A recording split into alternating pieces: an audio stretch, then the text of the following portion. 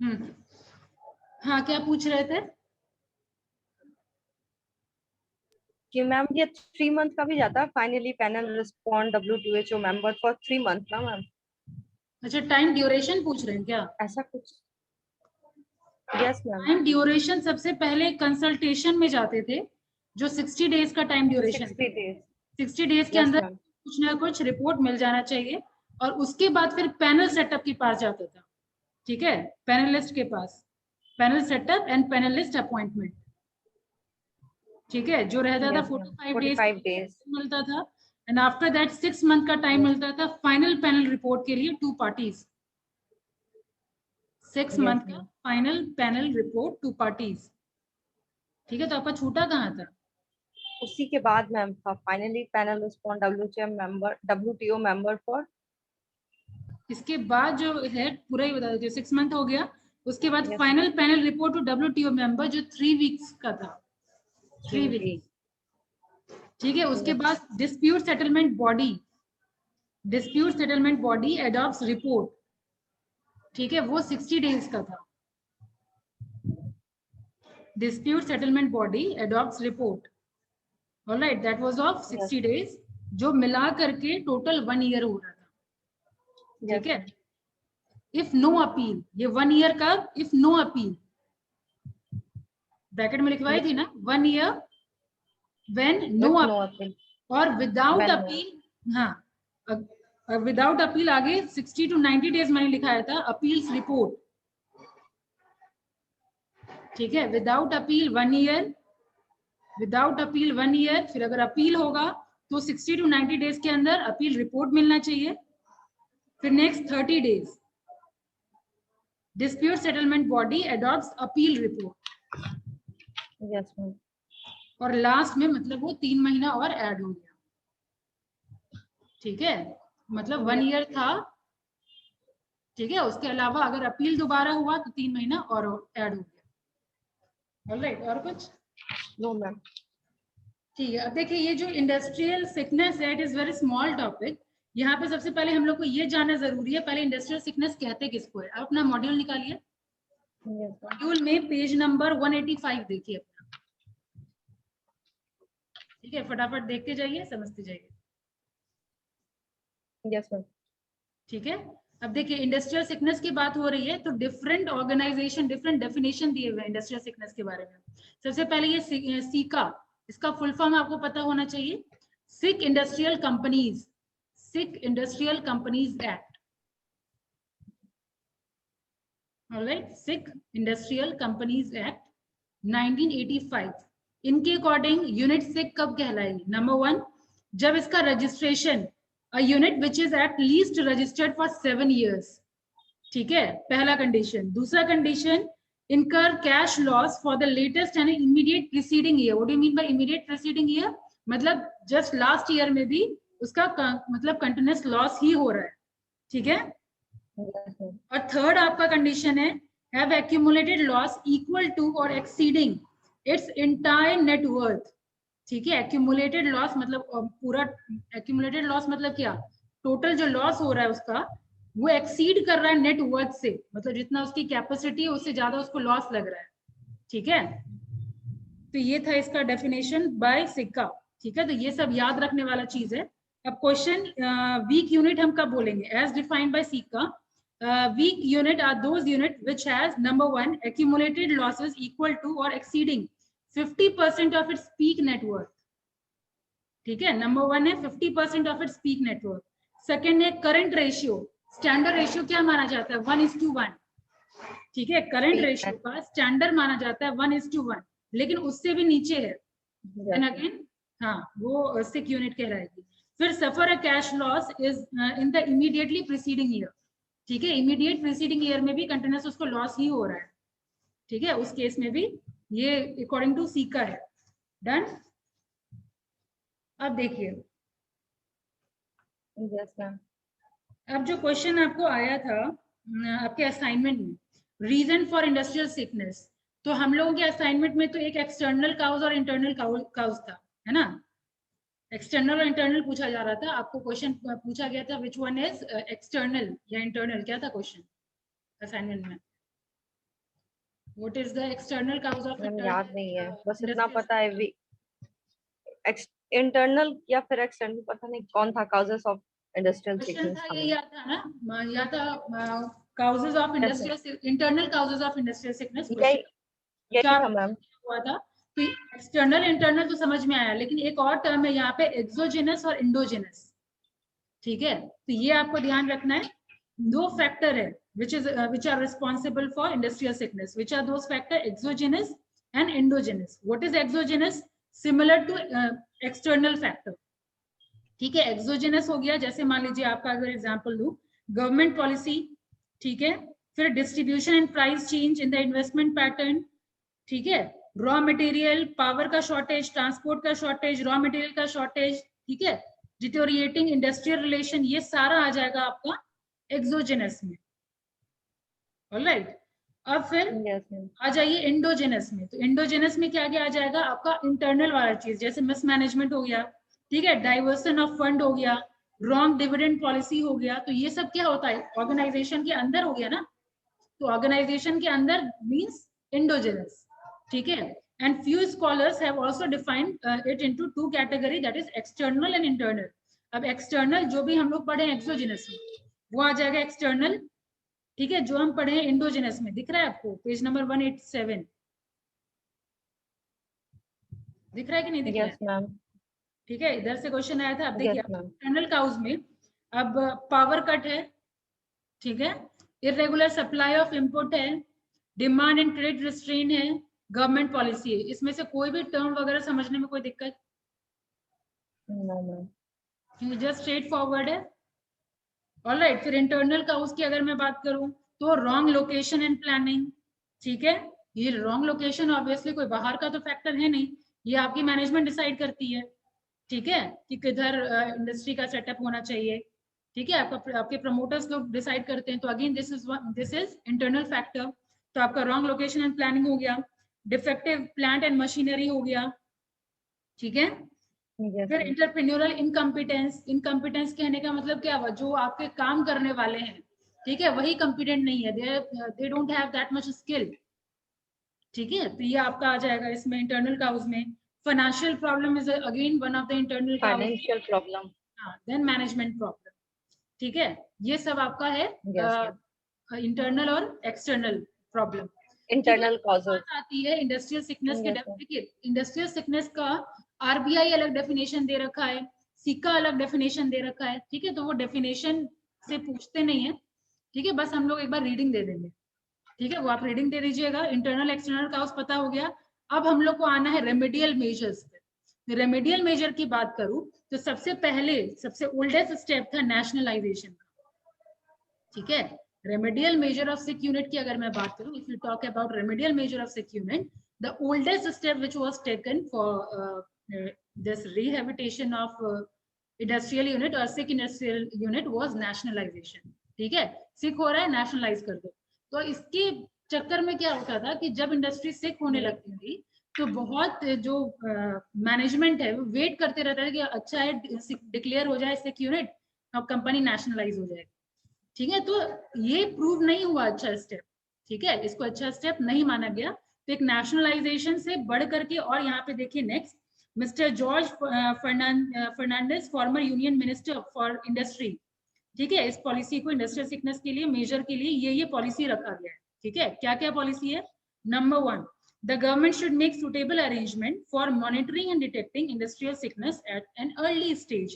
कहने का मतलब जो हमको लास्ट में पता चलता है, कंटिन्यूस लॉस फेस करने के बाद एकदम लास्ट में पता चलेगा कि इंडस्ट्री सिक हो रही है, तो it's better to identify the earlier signal, ठीक है। अर्लियर सिग्नल को हम आइडेंटिफाई करेंगे, पहले ही आइडेंटिफाई कर लेना कि प्रॉब्लम। हाँ, जैसे 50% का लॉस हो रहा है, उसी वक्त आप समझ जाइए आपको अलर्ट होने की जरूरत है, ठीक है। जहां कंटिन्यूस हो रहा है, बट यू बी अलर्ट, ठीक है। आप अपने जो शेयर होल्डर्स हैं उन लोगों को भी इन्फॉर्म कर दीजिए। आगे देखिए, the financial institution who has substantial stake in the company could nominate its employee on the board of director of the company with doubtful management competency, and in case financial institute find that company is indulged in malpractice, then it can restrict financial assistance, ठीक है। आप पहले declare करिए कि जो हमारे directors हैं वो इनकम्पिटेंट है, हमारे मैनेजमेंट है वो इनकम्पिटेंट है, all right, next one is the government setup Yes. Screening committee, ठीक है। नेक्स्ट पॉलिसी है उसको बचाने के लिए, रेमेडियल मेजर्स के लिए, कि एक स्क्रीनिंग कमेटी का सेटअप हो to make recommendation relating to sick undertaking on the following line. पहला क्या है, in case government find that unit can not be handed back to the same management, it may recommend the take over to the management, ठीक है। अगर मतलब कहने का क्या हुआ यहाँ पे कि अगर नहीं संभल पा रहा है तो what recommendation will be given by screening committee कि आप टेक ओवर कर लीजिए किसी को, ठीक है। और टेक ओवर हमेशा देखिए स्ट्रॉन्गर वीकर को करे या वीकर स्ट्रॉन्गर को करे, ठीक है। वीकर स्ट्रॉन्गर को करता है तो इसको हम लोग कहते हैं रिवर्स मर्जर, अंडरस्टूड। और स्ट्रॉन्गर वीकर को कहता है तो स्ट्रेट फॉरवर्ड मर्जर, ठीक है। नेक्स्ट रिकमेंडेशन क्या है, in case the financial institute और the state government recommend that the unit should be taken over और where the take over of the unit is considered necessary in national interest, the management should be taken over. अगर national interest में अगर merger को ही अगर suitable process बोला जा रहा है तो मर्जर होना चाहिए, ठीक है। After take over of the management the unit could be sold as running concern, ठीक है। और अल्टरनेटिव और रिकंस्ट्रक्शन, ये देखिए ये स्ट्रेट फॉरवर्ड है, एक बार आप रीडिंग दे दीजिएगा, ठीक है, क्योंकि पॉइंटर्स है और पॉइंटर्स सही से समझ में आ जाएगा, ठीक है। अब यहाँ पे सी का ऑलरेडी डिस्कशन हो चुका है, ठीक है। यहाँ पे देखिए वही चीज लिखा है 50% इरोजन जब होगा, ये दो लाइन देखिए सी का आप निकालिए, इंडस्ट्रियल सिक इंडस्ट्रियल कंपनीज एक्ट, ठीक है। इसमें यहाँ पे देखिए क्या लिखा हुआ है, when the erosion the act has made it mandatory for companies Net worth of its ordered of 50%. तो ये दो कंडीशन में आपको रिपोर्ट करना होगा दैट इंडस्ट्री इज गेटिंग सिक, ठीक है। यही है यहाँ पे है अर्ली साइन को डिटेक्ट करने के लिए, ठीक है। When the erosion of the net worth is, ma'am रातों रात किसी का शेयर गिर गया तो नहीं तो फिर टाइम मिलेगा ना, रातों रात अगर होगा रातों रात उठ भी तो जाता है ना, एक दिन में थोड़ी लॉस हो जाता है कि जो इंडस्ट्री सिक हो जाती है, ये कंटिन्यूस प्रोसेस है ना। लंबे टाइम तक अगर कंटिन्यूस लॉस ही हो रहा है, उठने का सवाल ही नहीं है, तो इसको इंडस्ट्री को हम लोग सिक घोषित कर देते हैं, ठीक है।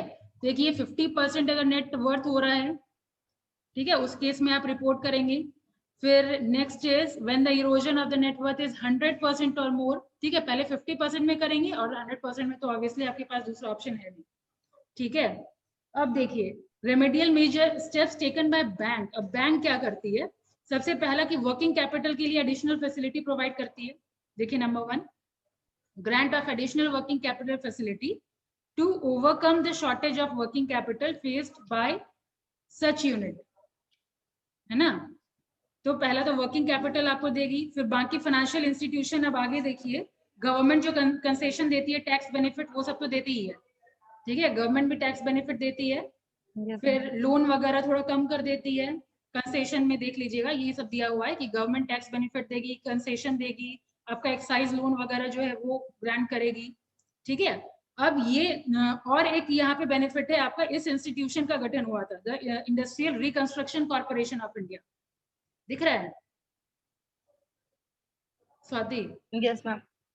ठीक है, industrial reconstruction corporation of India, इसका क्या पर्पस था, यहाँ पे देखिए सबसे पहला है reviving and rehabilitating sick unit, इसी पर्पस से ही इसका गठन हुआ था, इसका एस्टैब्लिशमेंट हुआ था, ठीक है। इसका ओनली एंड सोल पर्पस था to reviving and rehabilitating sick unit, ठीक है। और क्या पर्पस था, number 1 to provide financial assistance, किसको, सिक यूनिट को ही, ठीक है। Second to provide managerial and technical assistance, किसको, सिक यूनिट को।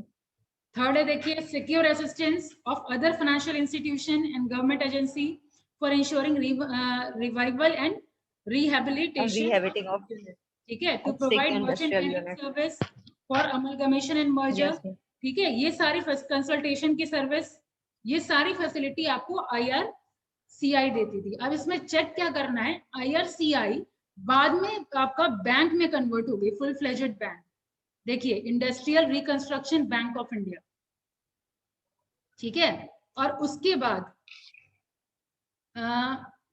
It was converted to full fledged purpose development financial institution, ठीक है। बाद में ये full fledged development financial institution का नाम क्या रख दिया गया, उसका कंप्लीटली नाम ही चेंज कर दिया गया, IIBI कर दिया गया। और IIBI का industrial investment bank of India, industrial investment bank of India. अब क्या चीज इसमें नहीं दिया हुआ है, ये कि अब ये फंक्शन में नहीं है, ये आपके मॉड्यूल में नहीं दिया हुआ है, ठीक है। अब ये बॉडी फंक्शन में नहीं है, IRCI IIBI, ठीक है, बाद में कन्वर्ट हुआ IIBI में, लेकिन अब इट इज क्लोज, ये फंक्शन में नहीं है, अब फंक्शन में नहीं है, ठीक है। अब सिक का आपको सिक यूनिट के फंक्शन के लिए एक और बॉडी का सेटिंग अप हुआ था, और इसका आपका शॉर्ट फॉर्म है BIFR, ठीक है। इसका फुल फॉर्म पूछा जाता है board for industrial and financial reconstruction, ठीक है। और फिर ये जो पर्पस है ये हम लोग इंडस्ट्रियल पॉलिसी में भी पढ़े थे, BIFR, है ना, तो ये चीज दिया हुआ है इसमें। तो छोटा सा चैप्टर है, क्वेश्चन या तो रेमेडियल मेजर से पूछा जाएगा, या तो आपका एक्सटर्नल और इंटरनल फैक्टर से पूछा जाएगा, ठीक है।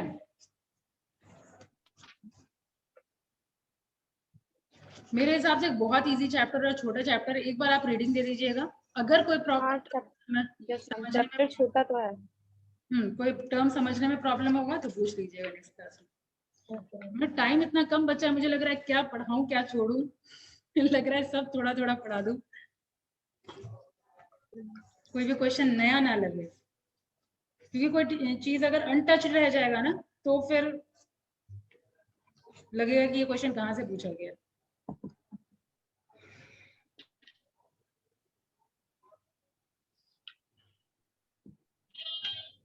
फिर एक सोशल रिस्पॉन्सिबिलिटी बच रहा है 290,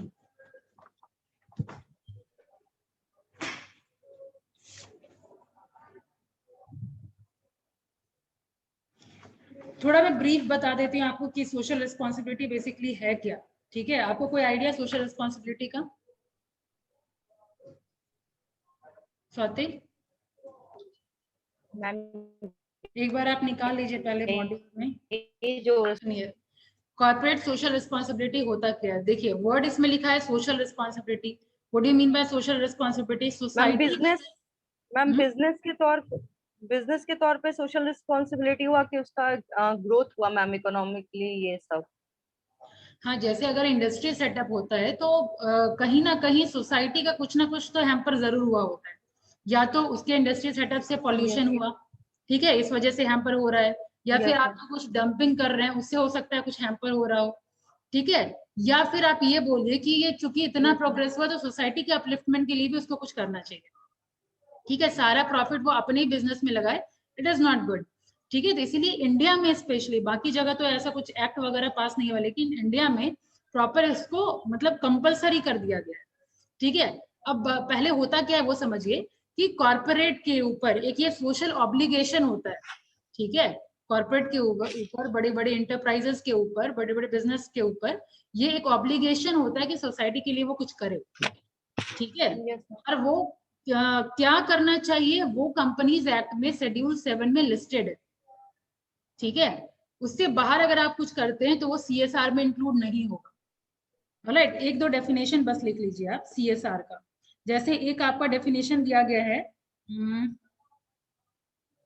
पहले लीगली मैंडेटरी कब किया गया था? 2014 में, ये क्वेश्चन आ सकता है, ठीक है। लीगली मैंडेटरी कब किया गया था? 2014 में, ठीक है।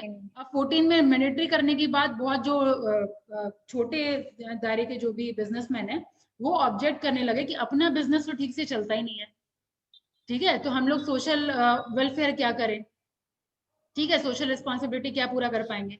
तो फिर सर्टेन आपका अमाउंट फिक्स कर दिया गया कि जो जिसका इतना नेटवर्थ है, ठीक है, वो CSR में कंट्रीब्यूट करेंगे। और क्या एप्लीकेबिलिटी है वो मैं अभी बता दूंगी आप लोगों को। पहले एक डेफिनेशन लिख लीजिए, एक आपका इंपॉर्टेंट डेफिनेशन है यूरोपियन कमीशन, ठीक है, लिख लीजिए, the responsibility of entity for their impact on society. जल्दी, the responsibility of entity for their impact on society. Second definition है CSR का, दिया गया है वर्ल्ड बिजनेस काउंसिल, ठीक है, फॉर सस्टेनेबल डेवलपमेंट। अब ये सस्टेनेबल डेवलपमेंट किसको कहते हैं समझिए। सस्टेनेबल डेवलपमेंट हुआ कि ऐसा डेवलपमेंट जो हमारे मतलब हम भी कंजूसी से नहीं रह रहे हैं और हमारे नेक्स्ट जनरेशन के लिए भी वो बच रहा है। ठीक है, मतलब हम कोई भी चीज का ऐसा यूज करें जो कि अपना भी ठीक से, हम लोग जैसे हम लोग पानी चला करके छोड़ देते हैं तो वो सस्टेनेबल यूज नहीं हुआ ना उसका, हम तो यूज कर नहीं रहे हैं, हम तो वेस्ट कर रहे हैं। तो वही कहा जा रहा है कि हर रिसोर्सेज का सस्टेनेबल यूज करिए ताकि नेक्स्ट जनरेशन के लिए, नेक्स्ट जनरेशन के यूज के लिए वो रहे, कंजर्व रहे, बर्बाद ना हो। ठीक है, तो ये ऑर्गेनाइजेशन है, ये क्या बोल रही है सीएसआर के बारे में, लिखिए the continuing commitment by business to contribute economic development while improving the quality of life of the workforce and their families, as well as community and society at large. ठीक है, तो इस डेफिनेशन में देखिए ऑलमोस्ट सारा कुछ cover है। क्या क्या है, आपको अपने एम्प्लॉयज का भी वेलफेयर करना है, एम्प्लॉयज की फैमिली का भी वेलफेयर करना है, कम्युनिटी का भी वेलफेयर करना है, ये सब सीएसआर के अंदर आ रहा है। ठीक है, कम्युनिटी एंड सोसाइटी लिखा हुआ है ना? यस। ठीक है, तो ये था आपका इस डेफिनेशन में। एक और डेफिनेशन है United Nation Industrial Development Organization. ये 3 डेफिनेशन के बाद आप इजिली कंक्लूड कर लेंगे। United Nation Industrial Development Organization, ठीक है, वो क्या लिख रही है, CSR as a management concern, CSR as a management concern whereby company integrated social and environment concern in their business operation and integrates with their stock holding. Stock holding तो नहीं होना चाहिए, स्टेक होल्डर लिखिए, stake holder. ठीक है, यहाँ पे इस डेफिनेशन में क्या कर रहे हैं, देखिए फर्स्ट डेफिनेशन में हम किसकी बात कर रहे थे, ठीक है, इम्पैक्ट ऑन सोसाइटी। ठीक है, सबसे पहला डेफिनेशन था we were talking about impact on society. In second definition we were talking about welfare of the workforce, their family, community and society at large. In third definition, we are talking about stakeholders. Now, what do you mean by stakeholders?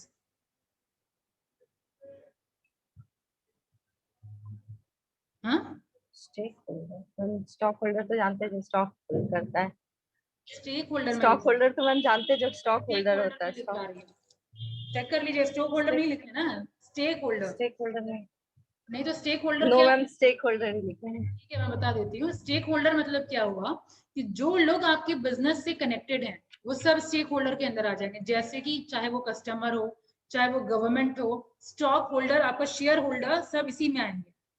ठीक है, share holder को हम stake holder भी बोलते हैं। ठीक है, one of the stakeholder. ठीक है, और कौन कौन बिजनेस से इंपैक्ट होते हैं, ठीक है, जो लोग बिजनेस से इंपैक्ट होंगे वो सब आ जाएंगे स्टेक होल्डर में। गवर्नमेंट, कस्टमर, सप्लायर भी है ना, सप्लायर को भी आपके बिजनेस से मतलब होता है, आपका चले, हाँ, तो ये सब आ जाएगा स्टेक होल्डर के अंदर। तो इसमें सीएसआर में इन सबके वेलफेयर की बात होती है। ठीक है, आई होप सीएसआर का तो मतलब समझ गए होंगे। अब हम लोग बात करते हैं इसकी अप्लीकेबिलिटी पे, कंक्लूजन आप लोग कर लेंगे। Yes ma'am. ठीक है, इतना मतलब तो समझ में आ गया कि ओवरऑल डेवलपमेंट की हम लोग बात कर रहे हैं। अब देखिए किसके ऊपर अप्लाई होता है, यानी कौन सी कंपनी के ऊपर मैंडेटरी है सीएसआर। ठीक है, देखिए ये क्लाउज 135 में दे रखा है। ठीक है, किसमें दे रखा है वो लिखिए, क्लाउज 135 ऑफ कंपनीज एक्ट 2013। क्या क्या क्वालिफिकेशन है कंपनी की, 135 ऑफ कंपनीज एक्ट 2013।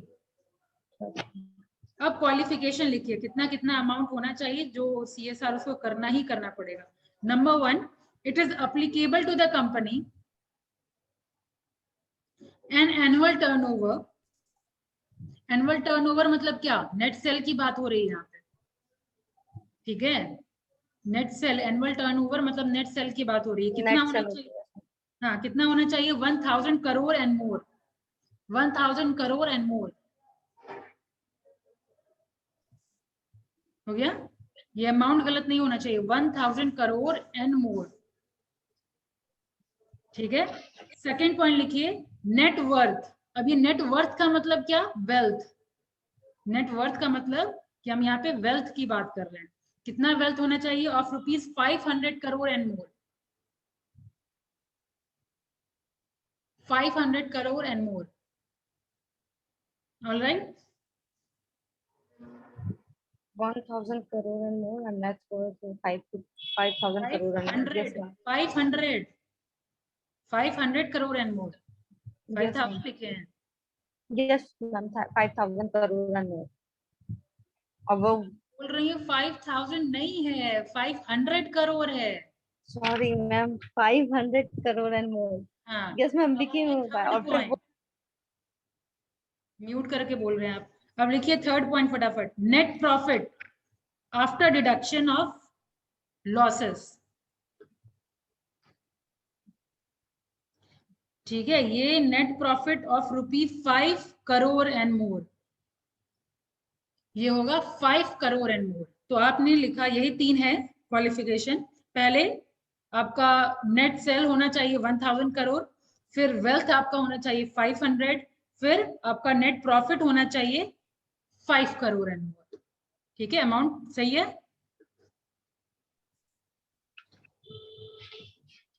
सही है ना? yes, ma'am. अब कंपनी के ऊपर चलिए मान लेते हैं CSR अप्लाई हो गया, ये तीनों क्वालिफिकेशन वो पूरा कर रहा है, तो फिर अब वो क्या करेगा? करने के लिए क्या है? Number 1 step after CSR is applied, पहला क्या होगा? New rules. Number 1, new rules which are applicable from fiscal year 2014 to 15 on year also require company to set up a CSR committee। To set up a CSR committee यानी सबसे पहले आपको CSR की committee बैठानी होगी, और उसमें member कौन कौन रहेंगे? Consisting of their board member. छोटा सा ही है, 2-3 पॉइंट है, ज्यादा नहीं है, घबराइए मत, इसीलिए मैं लिखवा रही हूँ, बहुत छोटा इसीलिए। ठीक है, बहुत लोड हो गया, उधर का भी इधर का हाँ, बहुत लोड हो गया है। एग्जाम भी तो है 20 को, यस मैम, होना पड़ेगा ना। ऑनलाइन भी तो है मैम। तो क्या करूँ, छोड़ दूँ? नो मैम, छोड़ना नहीं है। नहीं, ओवरलोड नहीं होना चाहिए, तो बड़बड़ करने का फिर कोई फायदा नहीं मिलेगा मुझे। जिसके लिए मैं बड़बड़ कर रही हूँ तब तो फिर कोई काम ही नहीं होगा। नो मैम, बहुत ओवरलोड हो गया मैम। ठीक है, तो छोड़ दीजिए, नेक्स्ट क्लास में करते हैं ये वाला। अप्लाई होने के बाद क्या होगा ये हम लोग नेक्स्ट क्लास में करेंगे।